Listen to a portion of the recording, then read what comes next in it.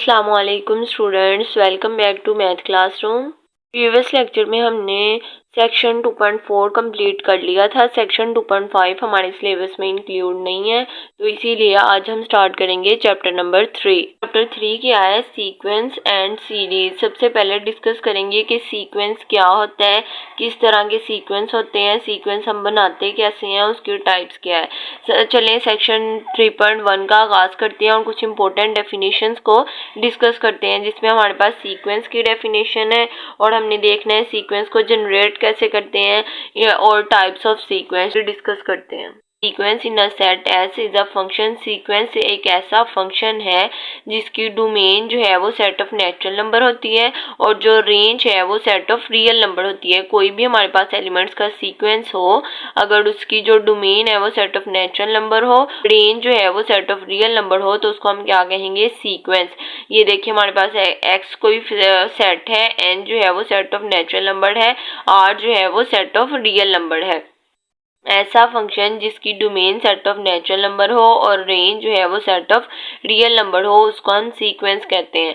We shall usually denote the value of X at N by. इस sample से denote करते हैं X N. X हमारे पास एलिमेंट्स ऑफ सेट है, एन जो है वो डोमेन है, सेट ऑफ नेचुरल नंबर है, उसको हम किस सैम्पल से डिनोट करते हैं? एक्स एन से। The value X N are also called the terms और एलिमेंट्स ऑफ द सीक्वेंस। अब हमारे पास एक्स एन की जो भी वैल्यूज आएंगी उनको हम कहेंगे कि ये सीक्वेंस की टर्म्स हैं या फिर सीक्वेंस के एलिमेंट्स हैं। ये थी हमारे पास सीक्वेंस की डेफिनेशन। अब हम देखते हैं सीक्वेंस की एग्जांपल्स और सीक्वेंस कैसे जनरेट करते हैं। पास एक एग्जाम्पल है x इक्वल्स टू -1 की पावर n। n जो है वो कहाँ से बिलोंग कर रहा है? नेचुरल नंबर से। हमने यही देखा था कि ऐसा सेट जिसकी डोमेन जो है वो सेट ऑफ नेचुरल नंबर हो और रेंज जो है वो सेट ऑफ रियल नंबर हो। बस ये हमारे पास सेट है, इसकी डोमेन जो है वो सेट ऑफ नेचुरल नंबर होगी। अब यहाँ पे अगर हम नेचुरल नंबर पुट करना शुरू करें 1 2 3 और हमारे पास रियल नंबर मिलते जाएंगे। यहाँ पे n को हम 1 पुट करें तो -1 की पावर 1 किसके इक्वल आ जाएगा? -1 के। n को हम 2 पुट करें -1 की पावर 2 किसके इक्वल आ जाएगा? 1 के। अब -1 और 1 जो है वो दो रियल नंबर मिल गए हैं हमें। जब नेचुरल नंबर पुट किया तो हमें दो रियल नंबर मिल गए। इस तरह के सेट को हम क्या कहते हैं? सीक्वेंस। इसमें हमारे पास इनफाइनाइटली मैनी टर्म्स हैं दैट अल्टरनेट बिटवीन -1 एंड 1। हमारे पास इनफाइनाइट टर्म्स हैं लेकिन वो अल्टरनेट हो रही हैं -1 और 1 के दरमियान। मीन्स कि हर दफा हमें यहाँ फिर -1 मिलेगा या फिर 1 मिलेगा, क्योंकि अगर यहाँ पे ऑड नंबर पुट करेंगे तो -1 मिलेगा, इवन नंबर पुट करेंगे तो 1 मिलेगा। है इसमें इनफाइनाइट टर्म्स, लेकिन वो किसके दरमियान अल्टरनेट हो रही है? -1 और 1 के दरमियान। अब ये हमारे पास एक सीक्वेंस की एग्जांपल है, ठीक है। We may define the sequence of reciprocal of even number by writing. हम टर्म्स का रेसिप्रोकल लेके भी एक सीक्वेंस को डिफाइन कर सकते हैं। अगर हमारे पास एक सेट हो x इक्वल्स टू 1/2 1/4 1/6, इसमें हमने सीक्वेंस डिफाइन करना हो, सबसे पहले हमने देखना है कि सेट में हमारे पास एलिमेंट्स किस फॉर्म के हैं। अब यहाँ से 2 से स्टार्ट हो रहे हैं। यहाँ पे अब हमने सीक्वेंस का फॉर्मूला जनरेट करना है। हमने देखना है कि सीक्वेंस की फॉर्म में इस सेट को कैसे लिख सकते हैं। अब यहाँ पे एलिमेंट जो है वो 1/2 से स्टार्ट हो रहे हैं, तो सबसे पहले हमने क्या लिख दिया? 1/2। x इक्वल्स टू कि x में जो हमारे पास एलिमेंट हैं वो 1/2 से स्टार्ट हो रहे हैं और फिर हमने लिख दिया साथ n 1/2n, और n जो है वो बिलोंग कर रहे हैं नेचुरल नंबर से। अब जैसे जैसे n की जगह हम नेचुरल नंबर पुट करेंगे तो हमारे पास यही सीक्वेंस बनता जाएगा। सबसे पहले n की जगह 1 पुट करेंगे तो 1/2 आ जाएगा, n की जगह 2 पुट करेंगे 1/4 आ जाएगा, n की जगह 3 पुट करेंगे 1/6 आ जाएगा, सो ऑन। इस तरह किसी भी सेट को देखते हुए हम उसका सीक्वेंस जनरेट कर सकते हैं 1/2n। अब ये एक सीक्वेंस है क्योंकि इसकी जो डोमेन है वो नेचुरल नंबर से स्टार्ट हो रही है और रेंज जो है वो सेट ऑफ रियल नंबर है। सबसे पहले हमने सीक्वेंस की डेफिनेशन देखी और कुछ एग्जांपल्स को डिस्कस किया और देखा कि कैसे हम सेट को रिप्रेजेंट करते हैं। सीक्वेंस को डिफाइन करने के मुख्तलिफ तरीके हैं, मींस इसके मुख्तलिफ टाइप्स हैं। इसको डिफाइन करने के लिए सीक्वेंस को हम डिफाइन कर सकते हैं इंडक्टिवली और रिकर्सिवली। इंडक्टिव मेथड है और रिकर्सिवली भी इसको डिफाइन कर सकते हैं। अब देखते हैं कि सीक्वेंस को कैसे इंडक्टिवली हम डिफाइन कर सकते हैं। पहले हमने डिस्कस करना है कि इंडक्टिवली किसी भी सीक्वेंस को कैसे डिफाइन करते हैं। An inductive definition for a sequence is given by stating the first term. हमने फर्स्ट टर्म को डिफाइन कर देना है कि ये हमारे पास फर्स्ट टर्म है, stating the first term and a rule showing how to get the next terms from the previous one. और हमने एक ऐसा रूल बना देना है कि पिछली टर्म से ही हम नेक्स्ट टर्म जो है वो कैसे जनरेट कर सकते हैं। जैसे हमने अभी पीछे एग्जाम्पल में देखा, ये देखिए ये हमारे पास एग्जाम्पल है इसकी। अब ये हमारे पास फर्स्ट टर्म है, स्टेटिंग द फर्स्ट टर्म। हमने फर्स्ट टर्म को स्टेट कर दिया and a rule assign how to get the next term, और यहाँ पे एन लिख दिया। ये एक हमने रूल असाइन कर दिया कि हम पीछे वाले टर्म से आगे वाले टर्म्स कैसे हासिल कर सकते हैं। अब यहाँ पे फर्स्ट टर्म क्या थी, 1/2, उसको तो हमने स्टेट कर दिया। अगर 1/2 को हम वन से एन को वन के साथ मल्टीप्लाई करेंगे तो ये टर्म आ जाएगी, फिर इसको हम 2 से मल्टीप्लाई करेंगे तो 1/4 आ जाएगा।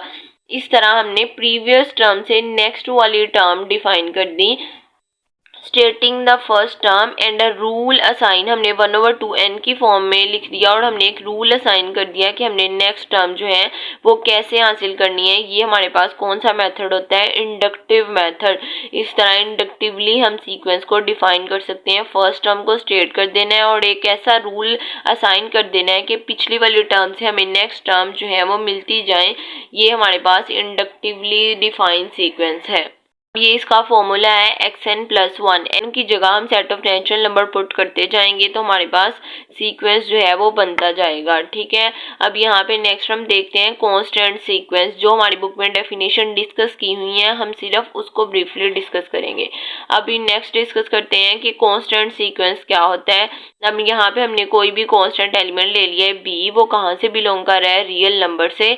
The sequence B equals to, उसमें जो भी एलिमेंट होंगे ना वो एक ही एलिमेंट होगा और वो कांस्टेंट होगा, उसको हम चेंज नहीं कर सकते। अब यहाँ पे एक एलिमेंट था बी, सारा सीक्वेंस हमने उसी से बनाया।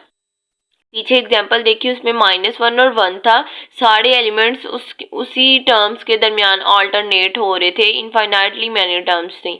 अब यहाँ पे भी इनफाइनाइटली मैनी टर्म्स हैं लेकिन सिर्फ एक ही एलिमेंट बार बार रिपीट हो रहा है। इस तरह के सीक्वेंस को हम क्या कहते हैं, कांस्टेंट सीक्वेंस के all of those terms equal to B is called constant sequence. अगर हमारे पास एक ही एलिमेंट हो, सारी टर्म्स उसी पे डिफाइन की गई हों, तो हम कहेंगे कांस्टेंट सीक्वेंस। अब इसकी एग्जांपल्स देखते हैं। अब यहाँ पे हमने कोई भी कांस्टेंट नंबर ले लिया है, हमने रियल नंबर में से बिलोंग करता है, 1 जो है वो बिलोंग करता है रियल नंबर से। अभी हमारे पास कोई भी कांस्टेंट टर्म है, इसी से हमने सारा सीक्वेंस बना देना है। सारे एलिमेंट्स 1 1 1 ही होंगे, ये कभी भी चेंज नहीं होगा। ये कांस्टेंट टर्म है। अगर कांस्टेंट टर्म से कोई भी सीक्वेंस बने जिसकी वैल्यू चेंज ना हो तो इस तरह के सीक्वेंस को हम क्या कहते हैं, कांस्टेंट सीक्वेंस। अगर कोई टर्म ले लें 0, उससे सारा सीक्वेंस डिफाइन कर दे, इस तरह कांस्टेंट टर्म से लिए बनाया गया सीक्वेंस जो चेंज ना हो, इस तरह के सीक्वेंस को हम क्या कहते हैं, कांस्टेंट सीक्वेंस। अब हम नेक्स्ट डिस्कस करते हैं फिबोनाची सीक्वेंस। फिबोनाची सीक्वेंस हमारे पास क्या है, Fibonacci sequence is that in which each number is a sum of 2 preceding ones. हर जो नंबर होता है पिछली 2 टर्म्स को ऐड करने से बने। अब अगर हमारे पास कोई सीक्वेंस है उसमें जो भी टर्म्स हैं वो कैसे जनरेट हुई हैं, पीछे वाली 2 टर्म्स को ऐड कर रहे हैं तो नेक्स्ट टर्म्स बन रही हैं। अगर इस तरह का सीक्वेंस है तो हम इसको क्या कहते हैं, फिबोनाची सीक्वेंस। और ये 0 और 1 से स्टार्ट होगा और हमारे पास जो सीक्वेंस है इसको हम कैसे डिनोट करेंगे, FN से। अब इसकी एग्जांपल देखते हैं। 1 बनाना है, 0 और 1 को ऐड करेंगे तो हमारे पास 1 बन जाएगा। अगर 2 को देखें, 2 कैसे बनेगा, 1 और 1 को ऐड करेंगे तो 2 बन जाएगा। कोई भी टर्म जो पीछे वाली 2 टर्म्स को ऐड करने से बन रही है और इस तरह के सीक्वेंस को हम क्या कहते हैं, फिबोनाची सीक्वेंस। अब यहाँ पे 3 को देखें, 3 से पीछे 2 टर्म्स हैं उनको ऐड करें, 1 और 2 को ऐड करेंगे तो 3 बन जाएगा।